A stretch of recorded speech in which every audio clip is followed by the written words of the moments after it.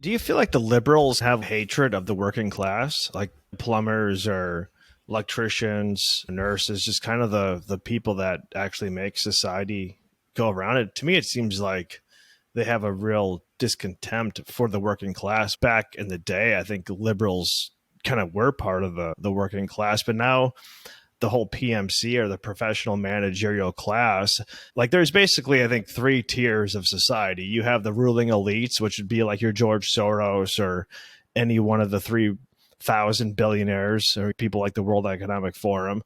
Then you have the quote unquote elites, which is the self anointed elites, which would be people that are part of the PMC, professional managerial class, which would be like someone like they're bureaucrats. Dr. Anthony Fauci would be considered part of the PMC, or really any politician. Nancy Pelosi would be part of that as well. And then you have, kind of the working class. Again, the average person, a plumber, electrician, even a doctor would be considered part of that working class. If you went to Yale or Stanford or Harvard, wherever, in one of these quote unquote elite academic institutions in the 1980s, and you got a degree in gender studies or a degree in Afro-American heritage studies of the Mohican language in 5th century Mesopotamia, or whatever BS degree they have it in. Now they need to justify their degree, or they need to justify their job. So they make gender so complicated that they then have a job for life. Like, oh no, gender is very complex. A boy is a boy because he has a penis. Super outdated, super simplistic. Like, it's way more complex than that. It's like in that Matt Walsh video where he asked the professor, the gender studies professor, like, oh, what is a woman? And the guy's like, oh, you're just getting right to the heart of the question. Like, normally this takes a whole semester. And I'm thinking, like, it takes a whole semester to answer a question that you could go into any dictionary and it says adult female. Like, some of my liberal friends, they talk down to some of my conservative friends that are plumbers and they think they're stupid. Well, if you're so smart, why do you take your car to a mechanic if you can just fix your car? If you're so smart, like, why don't you fix your own electrical work if it's so easy? A lot of the professional managerial jobs, which is quote unquote mental work, they're actually bullshit jobs. The people that actually have skills are like kind of talked down to in society, while the gender study professor is somehow a member of the quote unquote elite class. And it makes no sense to me. It really is like the book 1984 in terms of the word doublespeak, right? Where it's like, well, we're progressive. Like, no, actually, you're regressive. No one's presented it quite in that way. It makes a lot of sense too, because it is frustrating that the people, which, let's be real, it's the men who are doing those important jobs, like pretty much anything in the trades. And there are some women in some of those areas, but it's predominantly and categorically mostly male.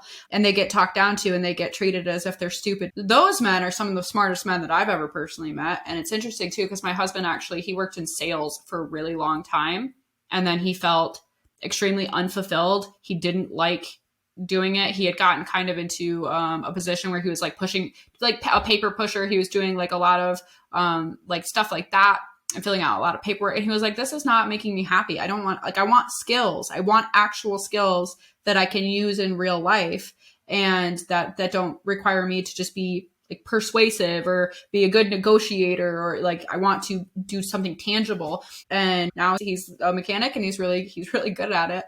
That helps him because he can solve problems. He can fix something and actually see that he has done something. He can physically, find a problem, solve that problem, and then see that it's been taken care of and move on to the next thing.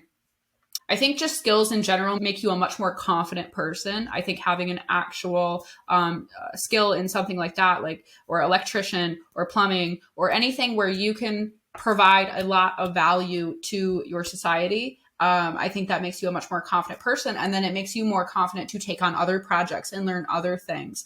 Because like, he, just in his case, he used to kind of get frustrated that he was never taught how to build things, that he was never taught how to do home improvements, and he always got frustrated. But when he got into learning how to be a mechanic and learning about how to actually work on cars in a real way, that gave him confidence to start learning other areas and start pursuing other things. And he was like, well, I can figure this out. He's like, if I can figure that out, I can now figure this out. When you take a lot of men and you don't give them real skills, they become frustrated. They feel like they're not contributing. They feel like they're not doing anything. And some of those men just okay, I don't want to do anything. But a lot of them get like almost like this internal conflict going where they're like, well, I want to do something and I want to make a difference, but I don't know how to do that. And then when you actually start giving them the skills to do that, they quickly take off, in my opinion. It's just really frustrating in that aspect because people don't realize what our world runs on. Our world runs on the backs of the working class, of everybody who is doing the dirty jobs, so to speak, everyone who's doing these jobs that nobody wants.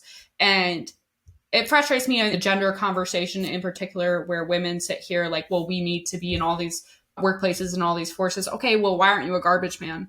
Why aren't you a plumber? Why aren't you an electrician? Why aren't you working on an oil rig? Why aren't you because they're really hard jobs, because they're really difficult and they're life-threatening in many situations. It just frustrates me. Sorry, I got on like a tangent, but it kind of like illustrates really perfectly that when you take away those skills from being generational tools, when it's a father handing this knowledge down to his son, I think the world operates in a lot better way, or his daughter, like whatever. When you have good parents who are passing down generational knowledge, you create a stronger society. But when you eliminate that, when you take away elements of that, and we have all of these single family homes, there's a lot of people who don't have either their mom or their dad or both, and they're living in a really crazy way. When you take away skills from people, you cripple entire generations of people. They don't know how to operate in the real world anymore. And like you said, people are getting all of these degrees that mean nothing. You're spending thousands upon thousands of dollars on something that will not actually help you. And most people don't even use their degrees.